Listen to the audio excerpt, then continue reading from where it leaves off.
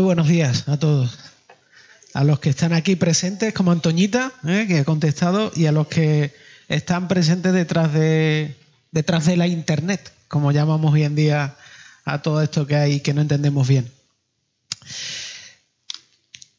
Para los que nos estáis visitando hoy, recordaros que, o por lo menos informaros que estamos estudiando juntos el libro de Hechos, el libro de Hechos de los Apóstoles. Estamos en el capítulo 17 y para los que estáis aquí todos los domingos, hoy quiero hacer algo distinto. Hoy voy a leer algunos de los versículos del texto que estuvimos mirando juntos el domingo pasado, pero hay cosas que a lo largo de esta semana he estado meditando que creo que son importantes recordarlas, así que quizá al principio pueda ser como un déjà vu, pero no va a ser un déjà vu, porque va a haber cosas nuevas, ¿vale? Así que os invito a que me acompañéis en el capítulo 17 y vamos a leer los versículos del 22 al 31 del libro de Hechos. Y dice así: Pablo se puso en medio del areópago y tomó la palabra. Ciudadanos atenienses, observo que vosotros sois sumamente religiosos en todo lo que hacéis. Al pasar y fijarme en vuestros lugares sagrados, encontré incluso un altar con esta inscripción: a un Dios desconocido. Pues bien, eso que vosotros adoráis como algo desconocido es lo que yo anuncio. El Dios que hizo el mundo y todo lo que hay en él es Señor del cielo y de la tierra. No vive en templos construidos por hombres, ni se deja servir por manos humanas como si necesitara de algo. Por el contrario, Él es quien da a todos la vida, el aliento y todas las cosas. De un solo hombre hizo todas las naciones, para que habitaran toda la tierra, y determinó los periodos de su historia y las fronteras de su territorio. Esto lo hizo Dios para que todos lo busquen y aunque sea a tientas lo encuentren. En verdad, Él no está lejos de ninguno de nosotros, puesto que en Él vivimos, nos movemos y existimos. Como algunos de vuestros propios poetas han dicho, de Él somos descendientes. Por tanto, siendo descendientes de Dios, no debemos pensar que la divinidad, sea como el oro, la plata o la piedra, escultura hecha como resultado del ingenio y de la destreza del ser humano. Pues bien, Dios pasó por alto aquellos tiempos de tal ignorancia, pero ahora manda a todos en todas partes que se arrepientan. Él ha fijado un día en que juzgará al mundo con justicia por medio del hombre que ha designado. De ello ha dado pruebas a todos al levantarlo de entre los muertos. Los abuelos en Navidad suelen ser los personajes más entrañables de la familia, especialmente apreciados por los nietos a la hora de los regalos. Y yo, aunque no me quedan abuelos ya porque tengo cierta edad, sí que tengo buenos recuerdos de mis abuelos. Y los abuelos tienen una característica: están llenos de experiencia. O sea, tienen una cantidad de kilómetros y de años y hay una cantidad de experiencia en ellos, ¿no? Y especialmente me acuerdo de mi abuela paterna, que se llama María Luisa, que era una mujer muy característica, la madre de mi padre. Y hace mucho tiempo de esto. Esto ocurrió en la época en la que no existía la vitrocerámica, ni la inducción, ni ponían dibujos animados todos los días.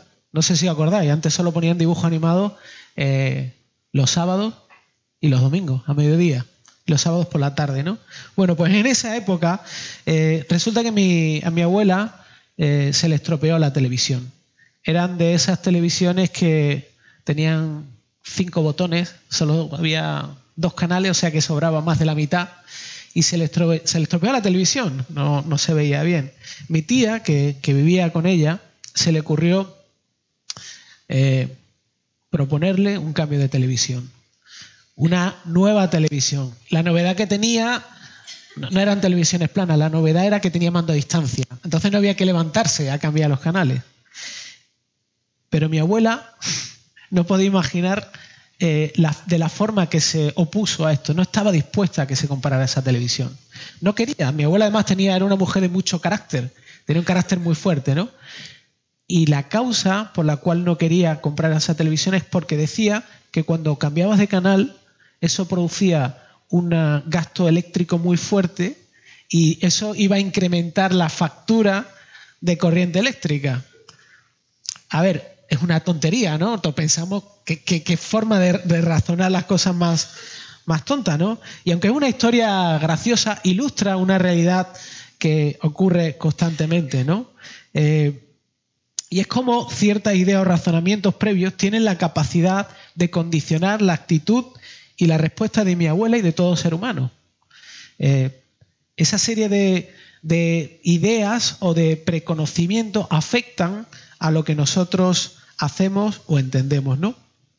Como comenté el domingo pasado, actualmente ahora el texto del libro de Hechos nos conecta, nos coloca en Atenas, nos coloca a Pablo allí en medio de Atenas, y ya sabemos que Pablo vio la situación que había en esta ciudad llena de ídolos y eso le provocó a quedarse allí, le partió eso el corazón, ¿no?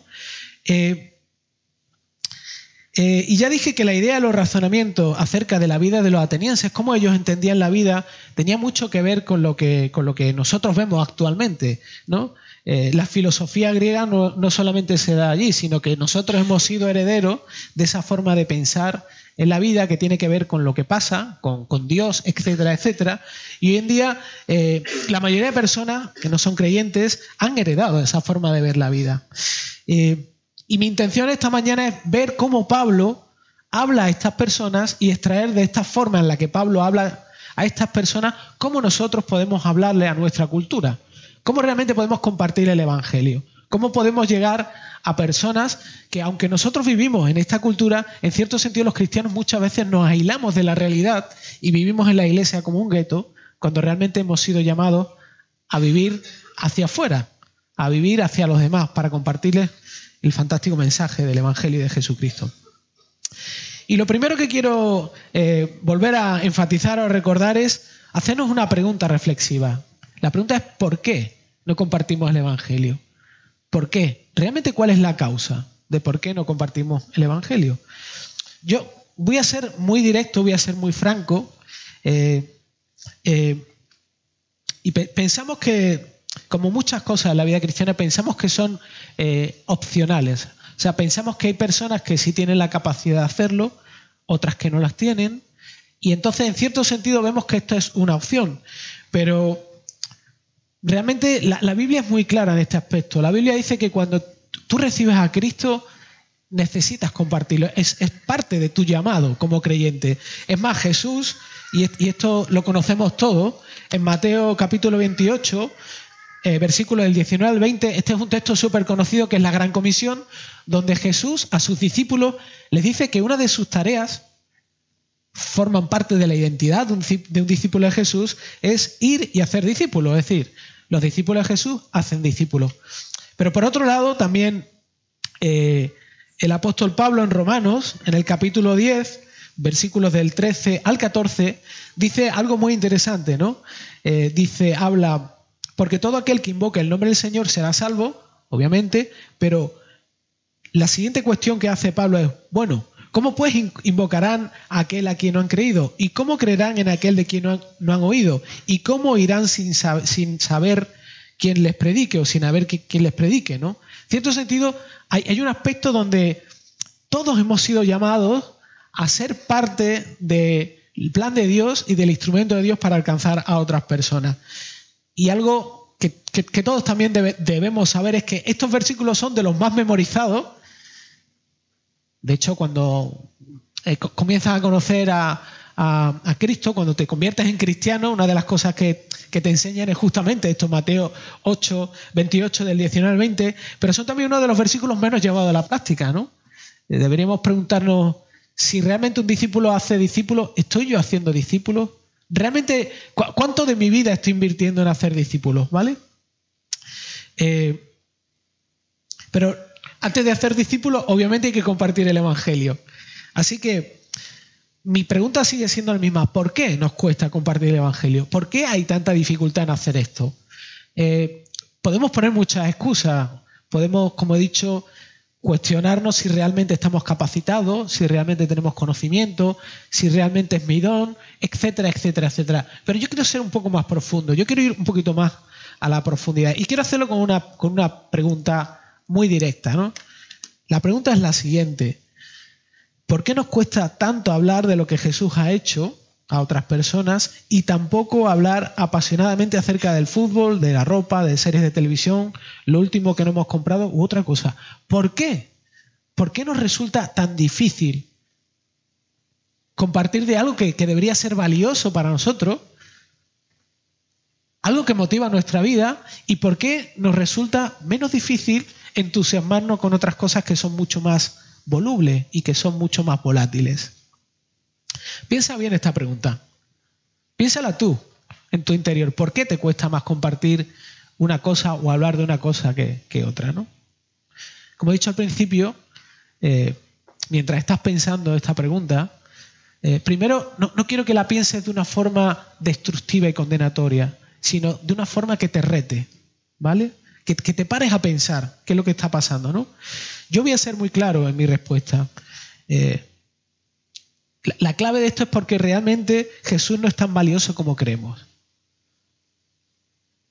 Si no surge de mí esta realidad, es porque yo con mi mente creo una cosa, pero realmente no es real, no es lo que estoy viviendo de una forma real, ¿no? Y como consecuencia de que Jesús no es tan valioso, eso implica que no lo amamos como nosotros pensamos que lo amamos. Por ejemplo, ¿por qué yo no hablo con pasión de fútbol? Los que me conocéis más, sabéis que no suelo hablar mucho de fútbol, entre otras cosas porque no sé. Pero no sé o no hablo de fútbol porque no siento ninguna atracción por ese deporte. No me atrae el fútbol, absolutamente nada. No tiene nada que darme a mí. Por eso no me afecta, no me despierta nada, no enciende nada dentro de mí, ¿no? Quizá otro ejemplo sería ¿por qué no voy a las rebajas, ¿no? Tampoco la ropa me llama mucho la atención. No hay nada que me atraiga de eso. No hay nada que encienda una pasión ni me motive a ir a las rebajas, ¿no? Todo lo contrario, ¿no? Porque la ropa no me interesa ni lo más mínimo, ¿no? Así que el problema básico que vemos en la superficie, donde ponemos tantas excusas, es algo más profundo que tiene que ver con el hecho de que estamos amando a otras cosas más que a Jesús. Yo quiero que lo pienses por un momento. Aquí todos en algún momento hemos cambiado de coche, o al menos hemos comprado un coche nuevo. Seguro. Si no fue cuando te casaste, o a lo mejor era de segunda mano, da igual. Pero cuando te vas a comprar un coche, tú no sabes de coches, no sabes qué coche hay en el mercado, no entiendes mucho. Pero cuando te compras un coche, haces todo lo imposible por tratar de comprarte el mejor coche que se ajuste a tu economía. Porque realmente hay un interés en eso que quieres obtener, ¿no? Así que el problema es que nuestros deseos, el problema de la evangelización, de compartir a Cristo, es que nuestros deseos están orientados hacia otra cosa que consideramos más valiosa que Cristo mismo. ¿Y por qué? Porque Cristo ha dejado de ser lo único que realmente tenemos. A la luz del resto de cosas, Cristo ha pasado a un segundo lugar. A lo mejor tú estás sentado ahí y me dices, bueno, está bien, te estás equivocando, David. Porque yo sí hablo de Jesús. Yo sí comparto con otras personas acerca de quién es Jesucristo. Yo sí llevo a otras personas la persona de Jesucristo, no el Evangelio. Si tal vez eres de este tipo de persona, yo quiero retarte a hacerte otra pregunta. Y es, cuando hablas de Jesús a otras personas, ¿qué te preocupa más? ¿La gloria de Dios? Es decir, cuando tú hablas a otras personas, ¿lo haces por Dios? ¿O lo haces realmente por el número de personas a las que has hablado, o el número de personas que han participado en el grupo, o marcar una cruz y decir, vale, hoy le he hablado a alguien de Jesús, entonces ya me puedo sentir bien? Ya puedo sentirme que soy un buen cristiano. Yo estoy convencido de que muy a menudo no buscamos que las personas tengan un encuentro real con Jesús. Especialmente si estás involucrado en algún ministerio o involucrado en algún aspecto de evangelización. A veces justamente eso, no estamos pensando en realmente que estas personas pueden encontrarse con Jesús. Y a veces esto ocurre de una manera en la que no nos damos cuenta. Realmente no estamos pensando en esto, estamos actuando de una forma automática. Porque en el fondo, muy en el fondo, lo que buscamos, y esa es nuestra inercia, es tranquilizar nuestra conciencia. Realmente seguimos pensando que Dios está esperando que nosotros hagamos esto bien y entonces Dios ya nos mira con una sonrisa. ¿Y por qué? ¿Por qué soy capaz de decir esto desde aquí arriba? Porque yo lo he vivido. Porque yo lo he vivido. Lo he vivido así muchas veces. He tratado de soltar una charla acerca de Jesús para tratar de acallar mi conciencia o tratar de hacer lo que debía hacer, ¿no? Finalmente tratar de cumplir con Dios. Así que la primera clave que nos muestra Pablo aquí, que fue algo que dije la semana pasada y que voy a repetir hoy, es que necesitamos recuperar la pasión por lo que Jesús ha hecho en nosotros. Necesito asombrarme con Jesús, necesito que Jesús sea mayor que ese coche nuevo que yo estoy buscando. Necesito que Jesús sea realmente el valor máximo de mi vida. Entre otras cosas porque la evangelización es una decisión, no es un acto mágico en tu vida. Hablarle a otras personas de Jesús es una decisión voluntaria que tú tomas y que es el resultado, está impulsada por un corazón arrepentido que está experimentando el perdón y el amor de Dios. O sea, necesitamos, en cierta manera, volver a tener una experiencia como la que tuvimos el primer día que conocimos a Jesús. Necesitamos volver a despertar lo más profundo de nuestro interior. Lo que Dios nos pide con esto no es que nos esforcemos ahora en salir y hablar a Jesús de otro. Eso no es lo que Dios está buscando. O sea, no es la intención de que yo vea esto y diga, bueno, está mal lo que estoy haciendo, ahora lo que tengo que hacer es hacerlo bien. No, esa no es la intención. Sino la intención es que lo que Dios quiere decirte a ti, me quiere decir a mí hoy, y que vemos reflejado en Pablo cuando fue allí a Atenas, es que gastemos todas nuestras fuerzas no en obedecer a Dios. Y a lo mejor estás a punto de tirarme la Biblia. Lo que Dios quiere es que gastemos todas las fuerzas en exponernos y meditar acerca de cómo Dios te ve a ti y me ve a mí y te ama en Cristo a pesar de que no tenemos pasión por su verdad y por Cristo y por compartirlo con otras personas. Ahí es donde tenemos que gastar nuestro esfuerzo, en recuperar. Ahí es donde está el poder de Dios realmente, en su amor incondicional en Cristo crucificado. Porque desbancar a Dios del primer lugar de tu vida, colocarlo en otro sitio, realmente no es simplemente una pequeña multa, es un acto de rebeldía contra Dios que tiene unas consecuencias grandes, tiene unas consecuencias cósmicas.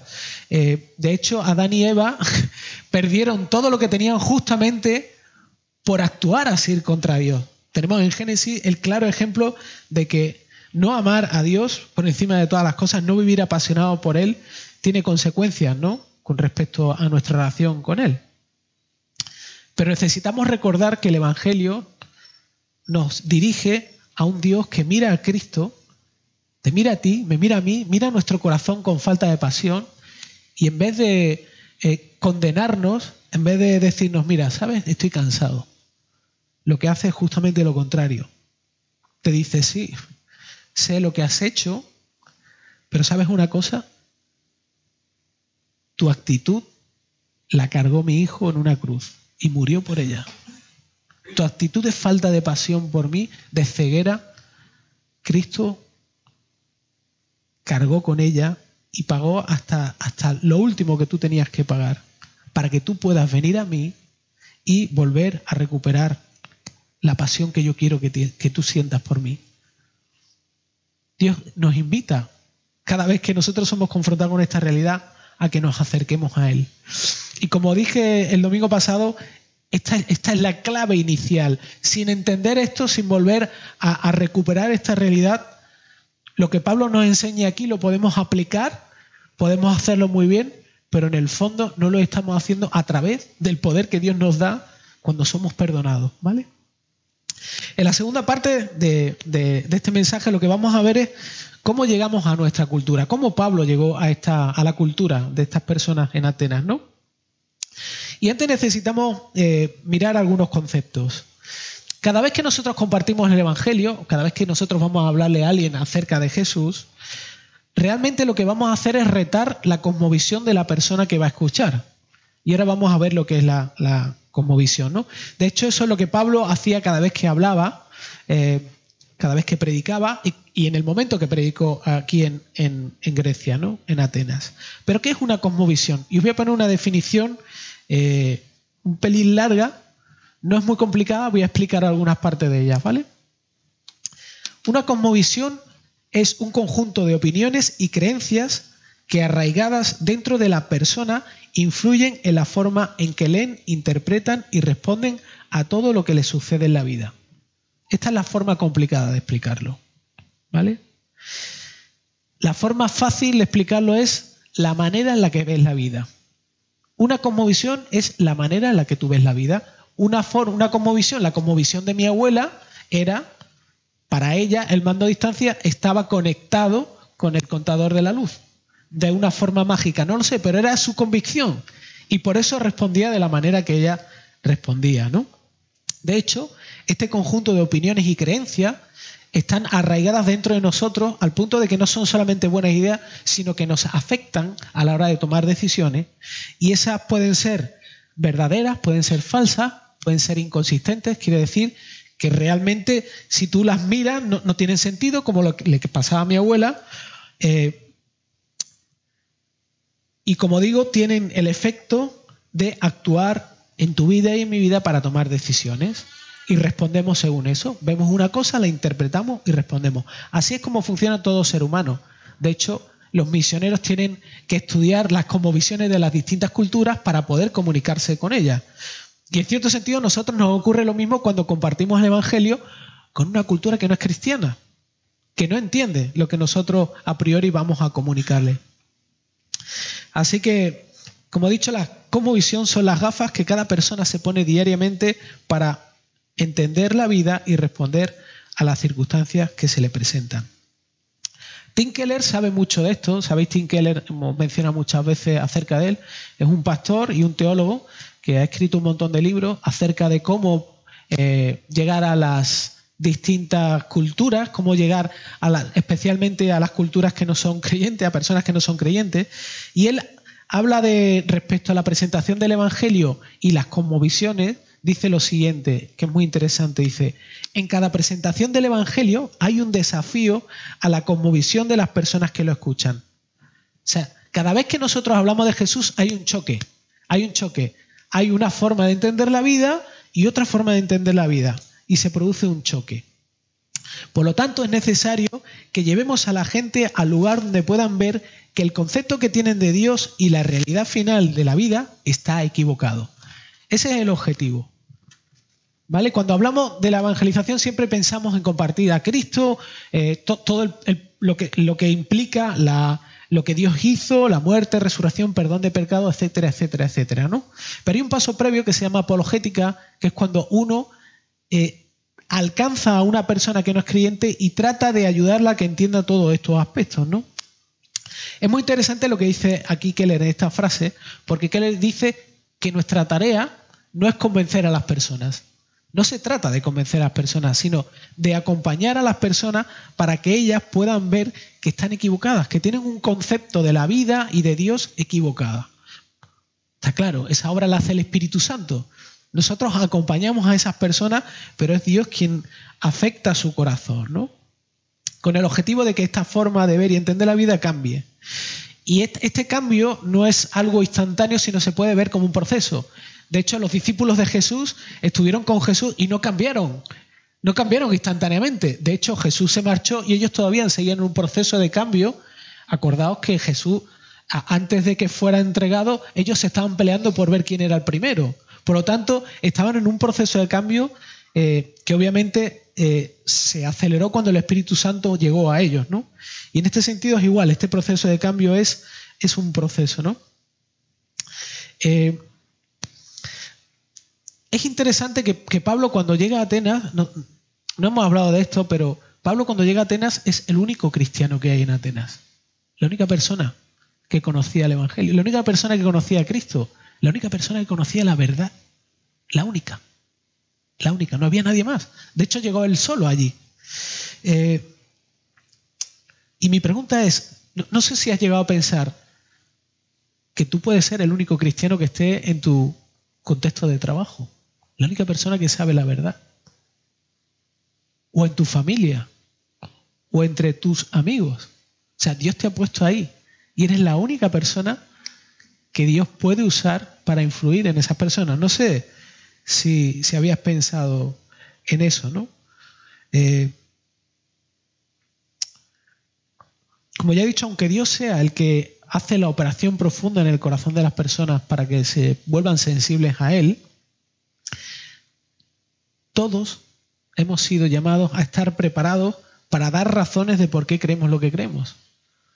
O sea, si yo creo en quién es Jesucristo y lo que ha hecho por mí, y realmente vivo a la luz de eso, al menos debería saber explicárselo a otras personas. De hecho, así lo dice Pedro, ¿no? Dice en 1 Pedro 3, versículos del 14 al 15, dice: pero aun si sufrís por causa de la justicia, dichosos sois. Y no os amedrentéis por temor a ellos ni os turbéis, sino santificad a Cristo como Señor en vuestros corazones. Y ahora aquí viene la parte que tiene que ver con lo que he dicho, es estando siempre preparados para presentar defensa ante todo el que os demande razón de la esperanza que hay en vosotros, pero hacedlo con mansedumbre y reverencia. Aunque el contexto de donde dice esto Pedro no es la evangelización, sí que dice algo muy, muy interesante, ¿no? Pedro está aquí hablando en medio de la persecución, pero él está diciendo que es muy valioso meditar en las implicaciones del evangelio. O sea, cuando él dice que estemos preparados para poder dar explicaciones de lo que creemos, lo que está diciendo es que necesitamos indagar, profundizar en lo que Cristo ha hecho y en las implicaciones que tiene eso para mi vida ahora. ¿Por qué? Porque no solo tiene el objetivo de poder explicárselo a otras personas, no solamente el objetivo es compartirlo a otras personas, sino que Pedro dice que conforme nosotros hacemos esto ocurre algo fantástico. Y es que Dios se va a hacer más presente, activo y valioso en mi vida. Conforme yo vaya profundizando en esta verdad, Dios se va a hacer más presente y más activo. Santificad, él dice, santifica a Dios en tu corazón. Santificad es justamente colocar a Dios y ver a Dios como realmente es. Es decir, que Dios va a ser elevado por encima de todo lo demás y como resultado de todo esto, lo que dice al principio del versículo, seremos libres del temor a lo que otras personas pueden decirnos o hacernos. Que era ese el contexto en el que Pedro habla, ¿no? Muy interesante esto, ¿no? O sea, no solamente indagar en esto para poderlo explicar, sino que esto también va a redundar en nuestro crecimiento y en nuestra experiencia y disfrute de Dios. Dos detalles con respecto a esto de estar preparados, ¿no? Conocer realmente qué es lo que creemos. El primero, si una de nuestras tareas es comunicar el Evangelio a otras personas, primero no solamente necesitamos conocerlo bien, sino también cómo éste se aplica a las distintas situaciones cotidianas de nuestra vida y de la vida de otras personas. Yo puedo conocer el Evangelio, puedo saber todo esto, pero puedo no saber cómo vivir esto. No puede haber una desconexión entre la verdad de Dios y cómo la vivo en mi vida, cómo eso afecta a cada momento, a cada situación de mi vida, ¿no? Si realmente voy a compartirlo, necesito entenderlo, ¿no? Dice otro comentarista bíblico acerca de este texto que se llama David Burr, dice: nuestra comunicación solo será adecuada en la medida en que conozcamos la sociedad en la que vivimos y entendamos a las personas que evangelizamos. Por eso hablaban al principio de cosmovisión. O sea, necesitamos saber a qué tipo de personas vamos a hablar. Necesitamos involucrarnos, necesitamos ver cómo piensan, cómo viven la vida y cómo conectar el Evangelio con las realidades de su vida. Y lo segundo es que comunicar de una forma verdadera el mensaje de Jesús implica no solo palabras, sino implica que mi vida sea una vida cambiada, una vida que es consecuente con lo que digo que soy. Es verdad que hay veces que hay incoherencias en nuestra vida, porque aún vivimos luchando con el pecado. Pero la persona que me va a escuchar no solamente va a oír mis palabras, sino también va a evaluar mi forma de vivir. Y cómo manejo las distintas circunstancias, ¿no? Especialmente mis frustraciones, los momentos feos. Y buscará una coherencia entre lo que expreso y lo que hago, ¿no? Estos son dos aspectos importantes. Pero ahora quiero que veamos cómo Pablo presenta el mensaje del Evangelio a estas personas, ¿no? Y esto también lo he dividido en dos grandes partes. La primera de ellas es buscando puntos comunes. Eso es lo que hace Pablo al principio. Eso es lo que vemos en el versículo 22. Y ya hablamos el domingo pasado que Pablo no se acerca a estas personas despreciándolas porque él es un cristiano y ellos son unas personas idólatras, sino que se dirige a ellas mostrando la misma gracia que Dios tuvo con él. Se acercó a estas personas mostrándoles gracia, ¿vale? La intención de Pablo al hacer esto, cuando él se acerca aquí en el versículo 22 y 23, el objetivo es que era encontrar un punto común que permitiera atravesar la resistencia de la cosmovisión. O sea, permitir que esas personas estuvieran abiertas a escuchar lo que él tenía que decirle. Porque estas personas, su tendencia era rechazarlo, ¿no? Y a veces podemos pensar que aquí Pablo, hay algunas personas, algunos estudiosos de la Biblia, que dicen que realmente Pablo aquí estaba tratando de agradar a estas personas. Por eso empezó así, ¿no? Como haciéndole la pelota. Y el objetivo de ganar a la persona que va a oír no debe llevarnos a cambiar el mensaje, porque el mensaje no se puede cambiar. No es adaptarlo para que sea más agradable, sino el objetivo es facilitar que pueda ser recibido, que pueda ser escuchado. Poder usar ilustraciones, poder explicarlo de una forma sencilla, salirnos a veces de nuestro cristianés. ¿No sabéis vosotros que los cristianos hablamos un idioma que se llama cristianés? Que solo lo entendemos nosotros. Hay gente que no lo entiende, te mira con cara rara, ¿no? Pues Dios nos invita a que salgamos de ese idioma extraño y que podamos expresar en términos sencillos el evangelio a otras personas, ¿no? Por lo tanto, Pablo no le está regalando a estas personas los oídos cuando hace esto, ¿no? Sino que está mostrando un verdadero amor por ellos, porque aún estas personas no han probado el perdón de Dios. Y ese es el objetivo de Pablo, que ellos puedan probar a Dios, que ellos puedan conocer de verdad a Dios. No sé si te has fijado o has escuchado bien cuando yo he leído los versículos, pero el punto común que Pablo busca es la adoración. Es un poco extraño, ¿no? Porque les dice, oye, veo que sois adoradores. Y a partir de ahí comienza él a adentrarse en el mensaje que tenía que compartir con ellos. ¿Por qué?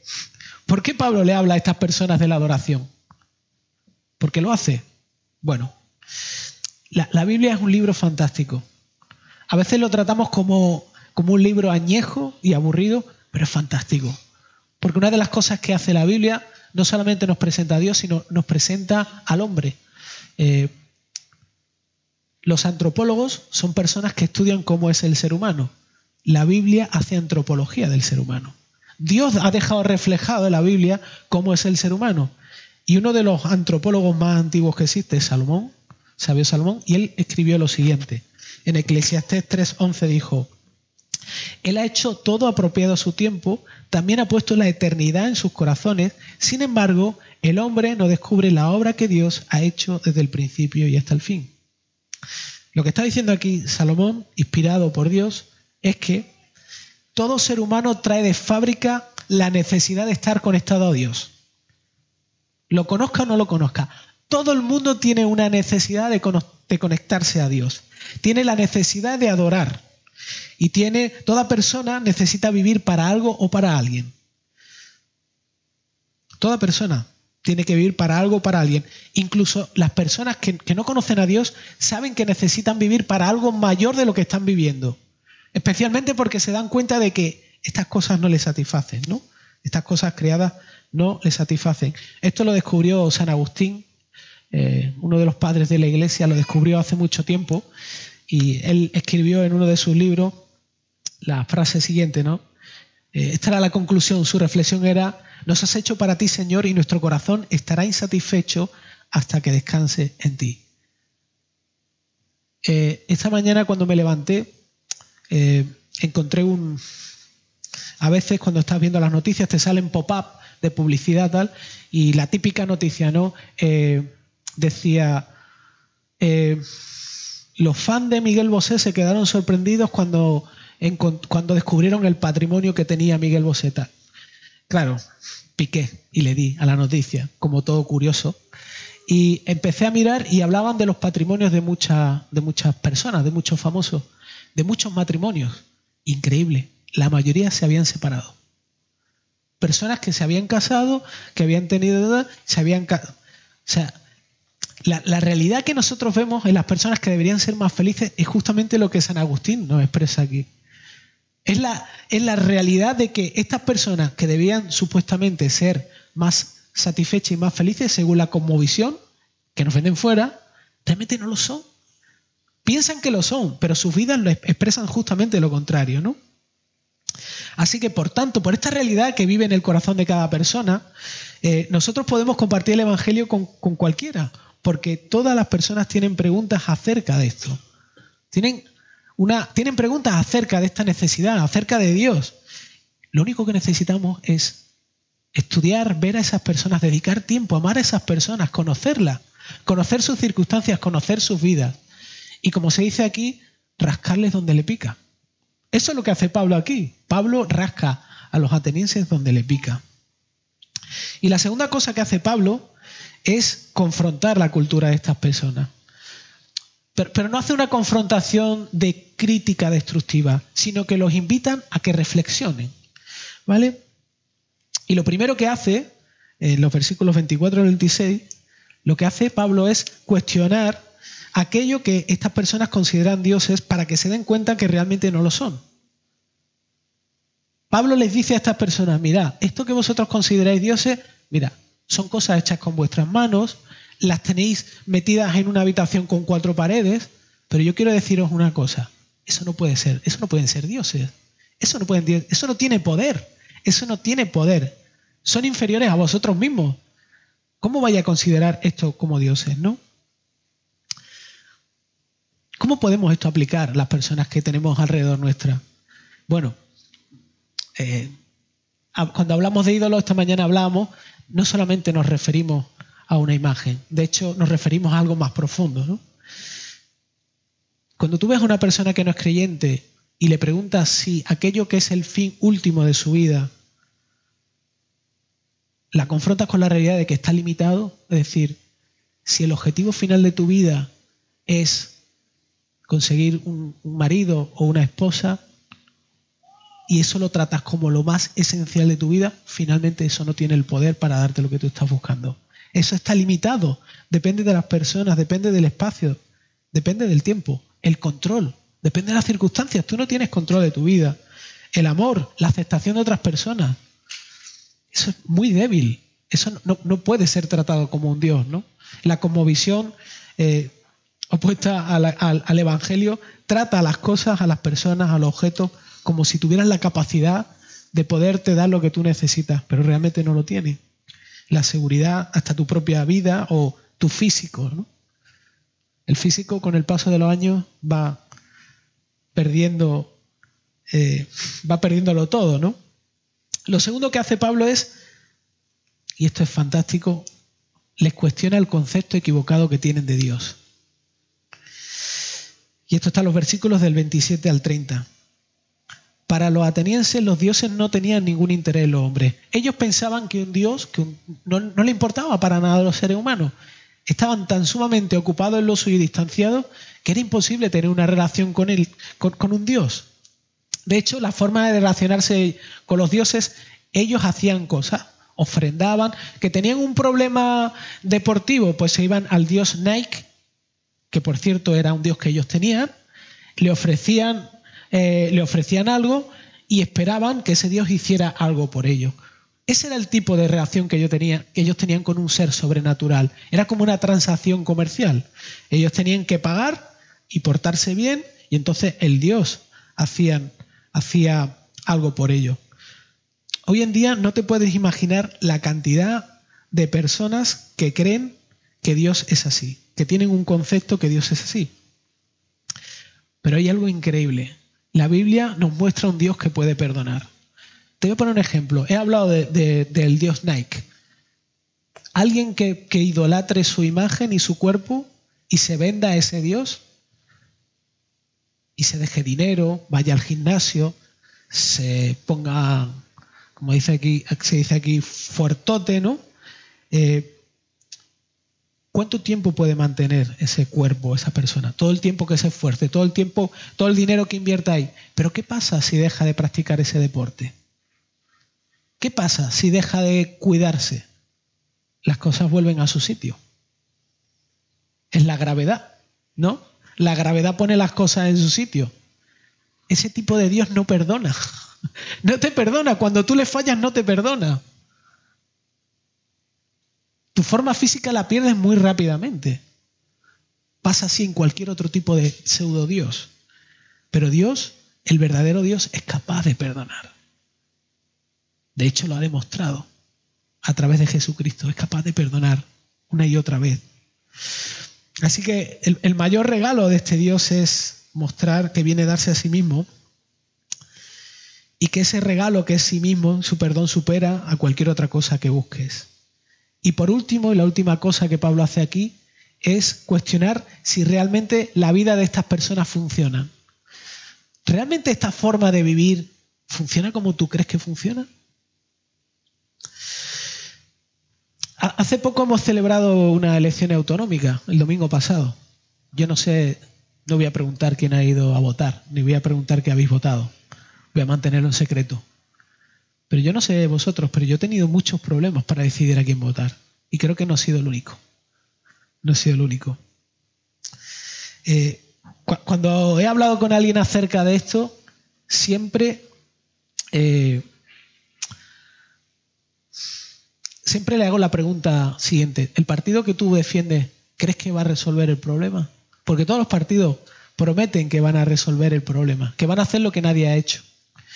Y cuando me afirman que sí, les suelo responder por la experiencia histórica. ¿Qué nos dice la historia? ¿Qué partido político ha resuelto los problemas? Ninguno. ¿Sabéis por qué? Pues el problema está aquí. El problema no es de partido político, el problema es un problema del corazón del ser humano.